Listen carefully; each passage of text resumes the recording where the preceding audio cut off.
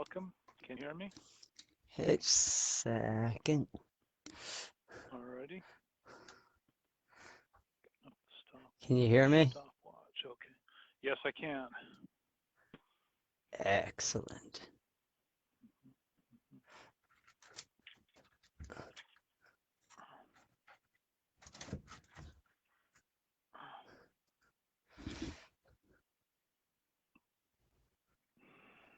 There we go. I think we're all set. We're on.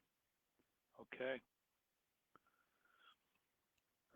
Would you like to do the Father's Prayer? That's this time. I think I had done mine on the even numbered ones, and you had done the odd ones. I think is that as well. So That's funny. If you'd like to, I can do it if I want, but or if you want. But anyway, if you got it there. No, I've got this. All right.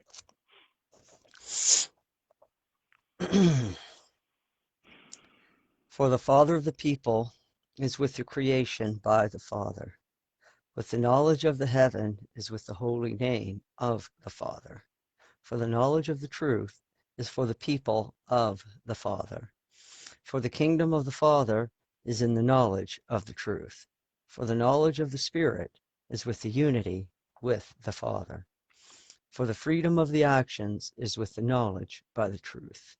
For the protection of the earth is for the life of the people. For the knowledge of the Father is with the protection for the people. For the truth of the people is with the path unto the heaven. For the teaching of the people is with the truth of the people. For the knowledge of the day is for the production and learning skills of the people. For the wrongs against the knowledge is with the actions of the people. For the sins of the people is for the wrongs against our neighbor, for the knowledge of the people in the forgiveness of those wrong decisions. For the people of the debts are of the responsibility in the truth. For the people of the awareness are for the forgiving with the truth, for the knowledge of the people's leader is with the teaching with the truth. For the evil of the people is for the lack of the knowledge of the truth.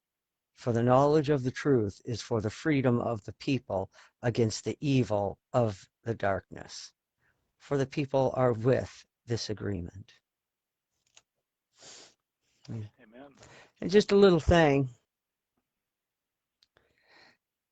It's like, sometimes I read this and it's like, what's truth?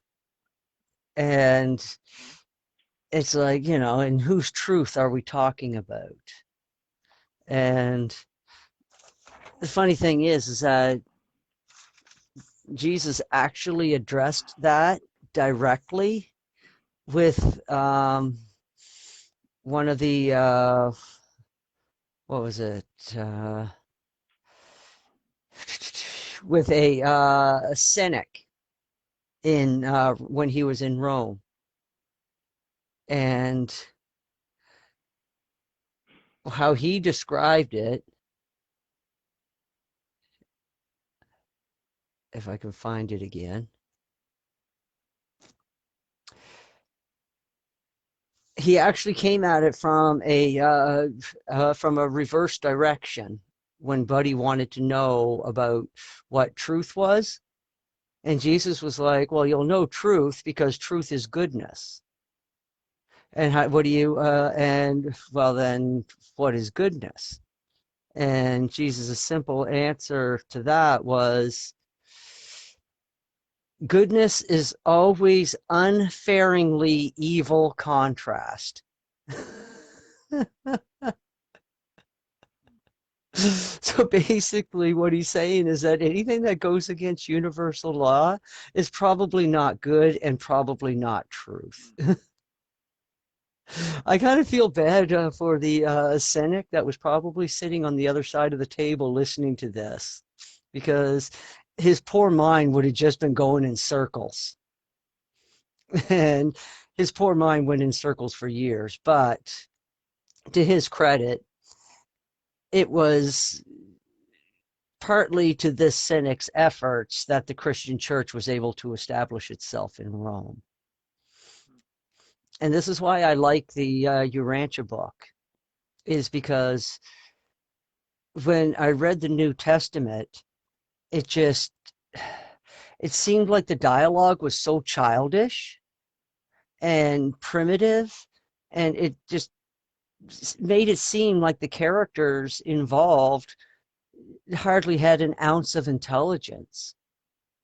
And I remember asking my mother about it, and she was like, "Oh, they were just simple fishermen." And I'm just like, how the fuck are they getting out of life alive then?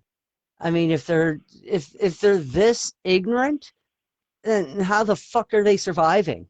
And if this is like, you know, an example of the type of humans that lived back then it's just like they're all fucking stupid then. But then when you read the Urantia book, you find out all of this shit that Jesus had done in the background that nobody knew had taken place. And finally, I'm just like, well, now that shit makes sense. This is why the apostles were able to go to Rome and get such a foothold so damn fast. It's because Jesus was already there several years beforehand, taught 32 leaders, spiritual leaders in the different churches, and Senex, Mirman's, well, all religions. He didn't discriminate. Anybody that had the potential to receive his message, he taught them personally, so that when the apostles did come to Rome, there were friends already waiting there for them. They just didn't know it at the time. And so now it's like, well, yeah, all of this makes sense to me. And you can start to see the personality of the man. Well, it makes a hell of a lot easier to relate to him and be able to follow his teachings. Because, I mean, I'm not interested in following myths. I like following I'd like following truth. I guess that's about as simple as a person can put it. Yep, sounds good. And then Jesus also assures us that the question, Sabrina's watching. Hi, Sabrina. The biggest question for me whenever I hear or read something, I ask myself immediately, what is the what's true, or what is the truth, or is there any truth? It's always a question. Searching after the truth, I'm like, okay, I want the truth of this statement, if any, and so on. Oh, hi. Mm-hmm. Sabrina says hi. Hi, Sabrina. Okay. And response to my saying hi. Anyway, go ahead, Carl. And the thing is that that's actually probably going to segue into what has been going on over this last little bit, and how everything has been turned upside down just in the last couple of weeks for the deep state. Well,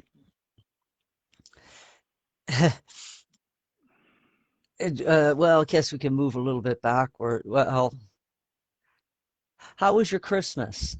Did it feel like Christmas? Oh, good. Yeah, and I was actually going to say something about that. You've read the book, Dr. Seuss, How the Grinch Stole Christmas, and seen the animated movie probably from the 60s or whatever, right? And you know the story. We all know the story. The Grinch is sick of the Who's celebrating Christmas, so he figures he's going to steal all their stuff, and then they won't, but he was mistaken. So I was just going to say, we had a very good Christmas, even though we've been dealing with any number of Grinches lately.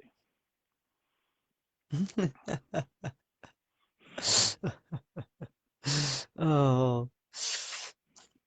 And always at this time of year, I always have to point out to people the Christmas holiday started out something that would be closer to the movie Purge than It's a Wonderful Life. Hmm. Because a couple of thousand years ago, Christmas was just a time to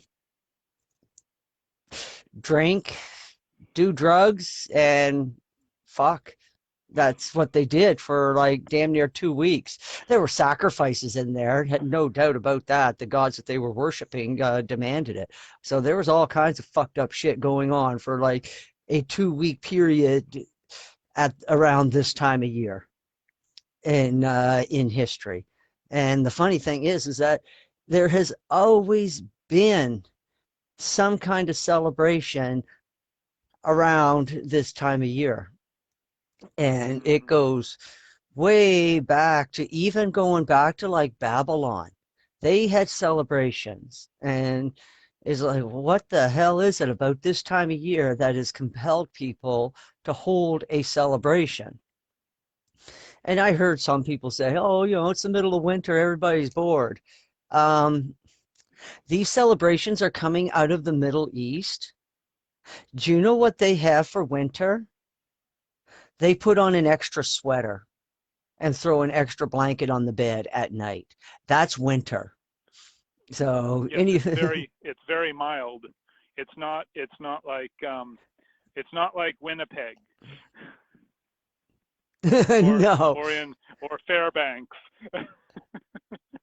It's no, I think if I had to put my 2 cents in, I would say it had to do something about the solstice and the length of the days getting longer again. But correct, and of course correct me. But anyway, that would be my guess as to why there's been some kind of, completely putting aside the supposed birth of any person, Jesus or Ahura Mazda or whoever, Zoroaster or anything like that. It's when the days start to get longer again, shortest day of the year, and then so on.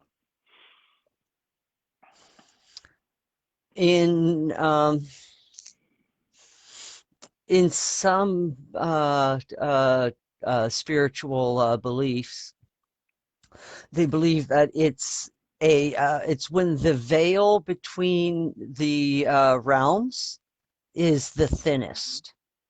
So, you know, shortest day, darkest night, or longest night, and that's why they say it's the thinnest. I've always seen it. Witches always use this time of year as an opportunity to do their work, to basically set up the energies that they want working for them in the new year. So the winter solstice, is actually a witch's new year, and it's the days leading up to the solstice. I think like from the end of October right on into December. Mm-hmm. They start out, and then their rituals get more and more intense as they approach the solstice, and then after the solstice the rituals get less and less. So basically they program the energies that they want working with them for the year. Then depending on what your motivation is, you're either going to create constructive energies or you're going to create destructive energies. It's I try to tell people there's no such thing as good and bad. It's all God's energy. You have the freedom to choose how you're going to use it. That is what God's promise is to his children of time and space. His promise is that he is never going to interfere with your free will, which also includes your free will to make poor decisions and create destructive energies in your life. It's all on you. God ain't doing shit to you. And on that exact point, I am working on a new little daily Zen thing that I put up. Or one, I have several. And one of the new ones I came up with was something about work on work on controlling your reactions to the karma that you're being made to pay off, because you will be made to pay off your karma, but respond to it in such a way that you create as little new karma as possible. Exactly. Because, yeah. And if you read Jesus's story in the Urantia book, you see, I seen it anyways, just how careful he was to not create karma. At first, it was just something that he did intuitively. And then later on, when dealing with his apostles and the disciples and the general public, he became hyper aware of the consequences of creating karma. And he manipulated it perfectly. He did exactly what you said. I mean, karma is going to get created no matter what. The only thing you can do that you might have control over is what form that karma is going to take. So, yeah, describe it as creating a large karma event or a small karma event. But the thing is that karma is not necessarily a bad thing too. Karma also is good. It's yin yang. It's not just one sided. You can create good karma. That's what Jesus did with his 6 months in Rome. Yeah, I was going to say what a lot of people talk about is, what I was saying was I don't even want to use the word, negative karma, because you can, a situation can be positive or negative depending on how you look at it. But what what goes around comes around, and kind of dumb stuff you did in the past catching up with you was specifically what I wanted to speak to, and your response to when you're getting your payback for that. If you can deal with that in such a way that you don't have something similar happen again, or it doesn't happen as badly, you can. There's a thing called the feedback loop, and you can have positive feedback loops and negative feedback loop. The positive feedback loop is like, well, use the example of Chernobyl, right? Something happened and the reactor started increasing, then they did something that made it worse. That was a positive. Or if it had done nothing, that was a positive feedback loop. Negative feedback loop is, you're in a situation where you kind of, things are happening and you're stressed, and you maybe figure, okay, I've got this, so I'm going to breathe a little deeper and do this, and something happens that you could take personally and throw a fit over, but you don't, and so you're kind of, you're attenuating the situation rather than making it worse. So that's what I was going to say. Try to turn your negative karma payback into a negative feedback loop instead of a positive one, because you'll thank yourself later. That actually brings up something, is that there's two ways to deal with karma. And there's, like I said, good, bad. That's why I prefer to use words constructive and destructive, because good and bad is subjective. Because, I mean, what you might think is a bad thing, in the end, might end up being a good thing, because it taught you a lesson that's going to come in handy later on down the road. So that wasn't a bad thing after all. It was actually a good thing because you learned that. So yes, this is why good and bad is subjective. That's why I like to use. So that's why I like to use constructive and destructive, because if something's not constructive in your life and moving you forward and helping you learn and gain wisdom, then it's probably destructive energies that's taking away from your potential. That's destructive. It's not adding to your potential. Well, so back to the karma. The two ways to deal with karma is you can either deal with it head on. And this is where you go and you make reparations to whatever individuals that you've wronged. So you can do it directly that way, going and apologizing, explaining it to the person. Reparations does not have to involve material things. It can, reparations is also a sincere apology. And most times that's all a situation really needs, is a sincere apology to basically negate that karma, because you dealt with it head on. The other way to deal with karma, which is not as efficient and may take longer to work in time, and that is to adjust your actions so as the trajectory your actions will create a trajectory in such a way that it will help to cancel out that karma that you created. For example, you did something and somebody lost their job. That karma is going to come and bite you on the ass. But you might not be able to explain the situation to that person because of whatever, right? So the only option that you might have to circumvent that karma is to go and help that person find another job, another place where they can earn money to feed their family. So you might go and you might make a few phone calls and be like, listen, I got this guy, he lost a job, no fault of his own, but can you give him some work? That's another way to stall out karma. But both techniques require a selfless action.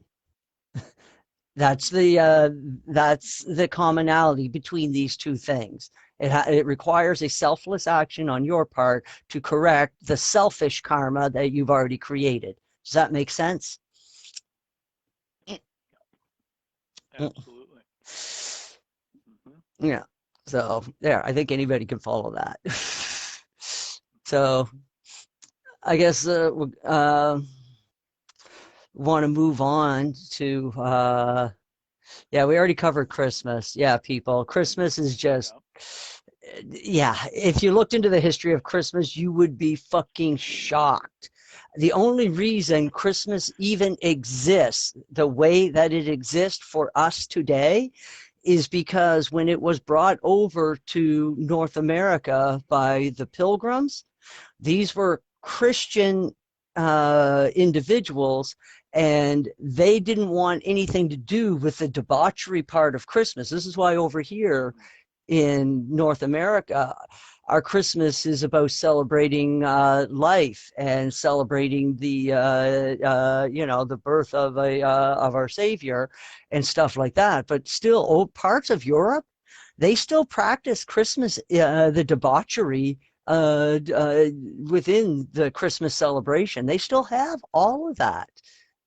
But like I said, we're mostly free of it here in North America because of the people that came over from Europe, just wanted to get away from all that stupid shit.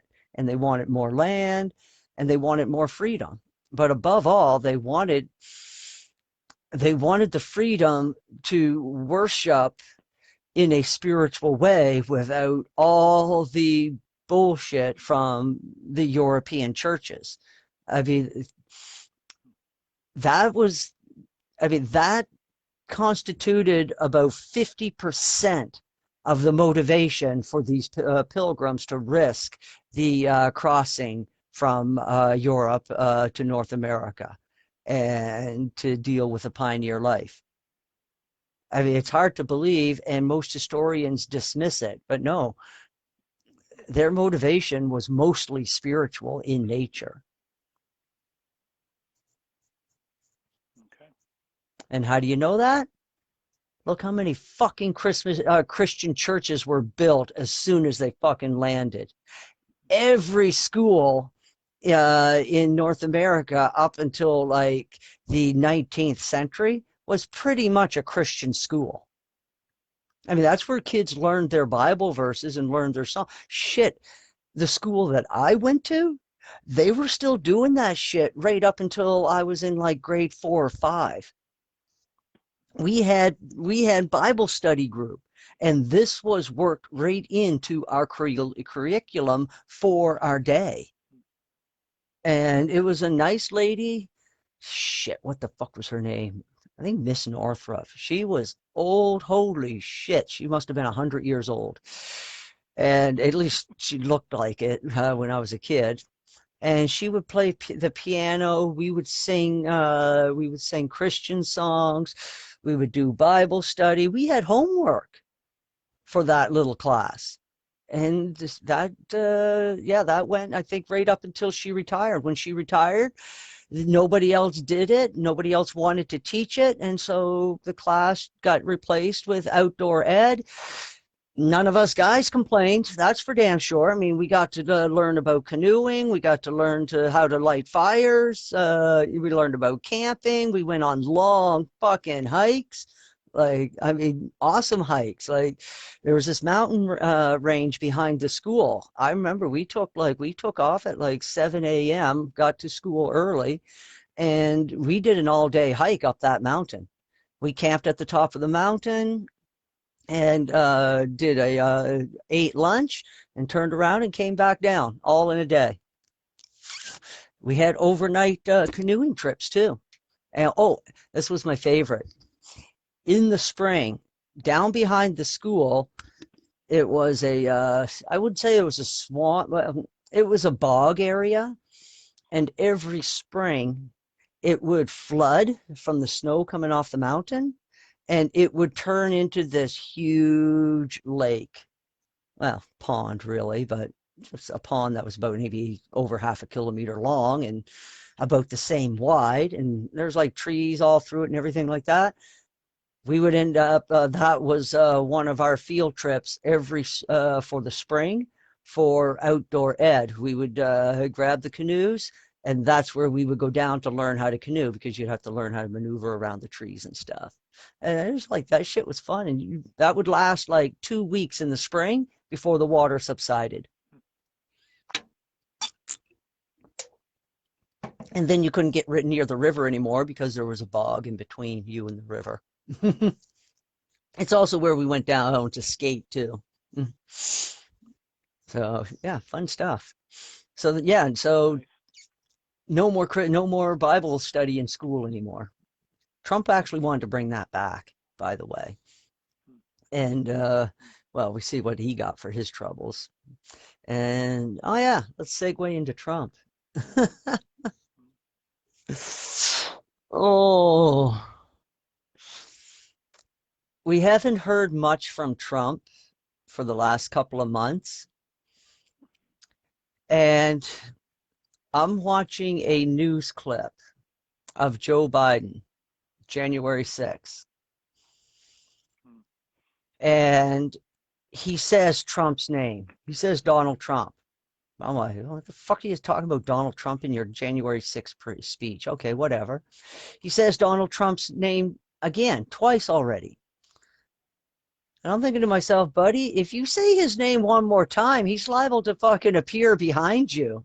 You know, because I'm thinking of like the movie Candyman. And I'm like, well, fuck me drawers. He does say Trump's name 3 times in his speech. And well, fuck. I don't even think it wasn't very long after that speech that Trump makes a statement. And yeah, Joe Biden said my name. Here I am. And of course, the statement. So his statement didn't say that, but it was a statement about the failed presidency of Joe Biden and everything like that. And then what happened after that? A string of interviews with Trump.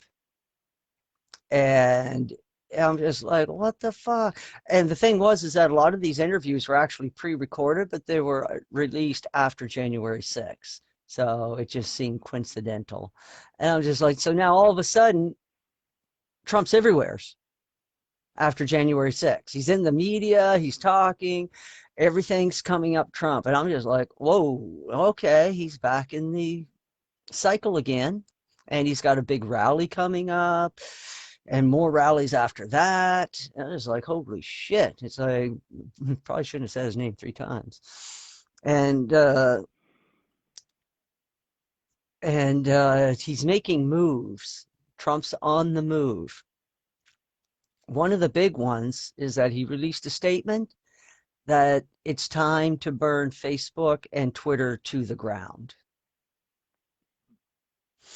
And it was already happening. It was already on the way because I was looking at Twitter stock. Twitter stock has been going down steadily since the new CEO took over, and since Jack left, and all the people that this new CEO has created, like new internal company memos to ban these people off of Twitter. And just within the last couple of weeks, their stock took a freaking nosedive, like hard nosedive. And I'm like, wow. I was like, their stock ain't going to be worth shit in another month. And I don't know, part of me thinks that like this whole Trump social that Trump's putting together, I'm thinking to myself, he ain't got shit. He's got like the organized end of it, like the administrative part organized, but I don't think he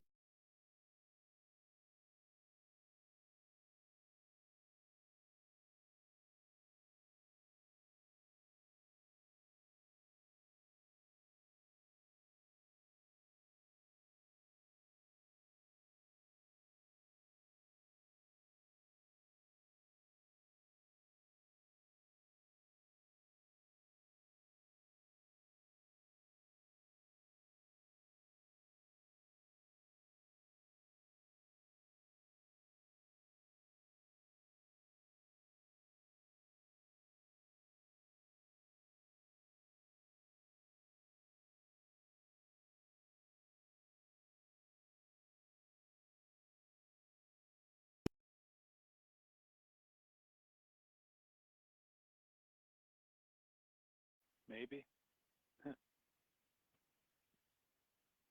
Let's see. What do we got?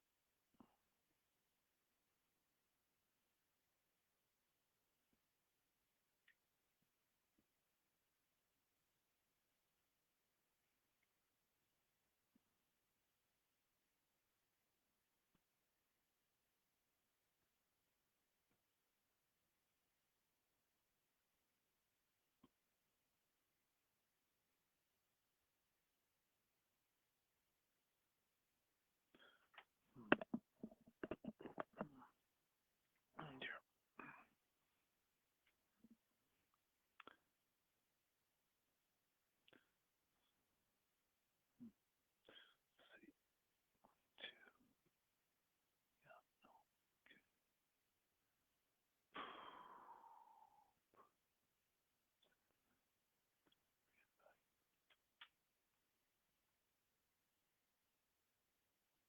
I'm going to cancel and re-invite you.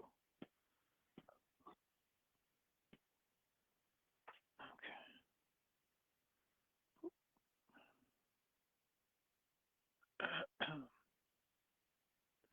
Oops. Okay.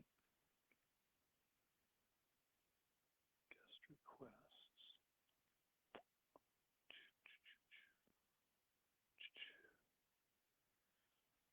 Invite Crow. Invite Crow. Invite Crow. Let's see. Can I?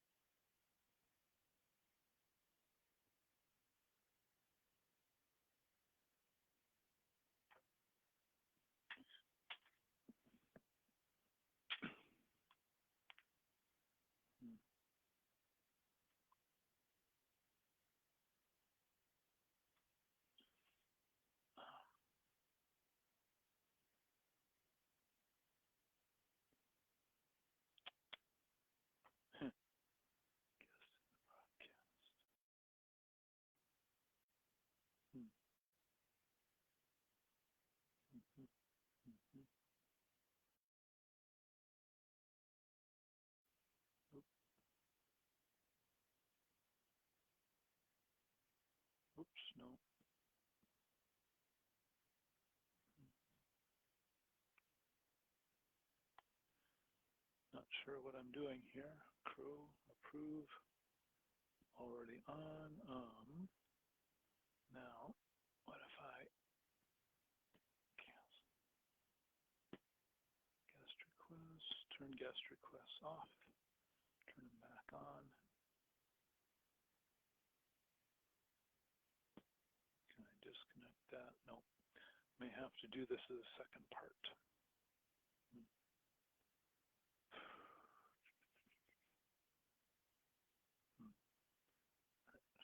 Invited recently. Crud. Okay.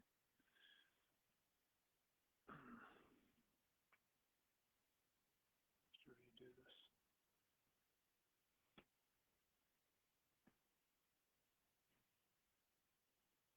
All right, I have to redo. Gonna have to redo this.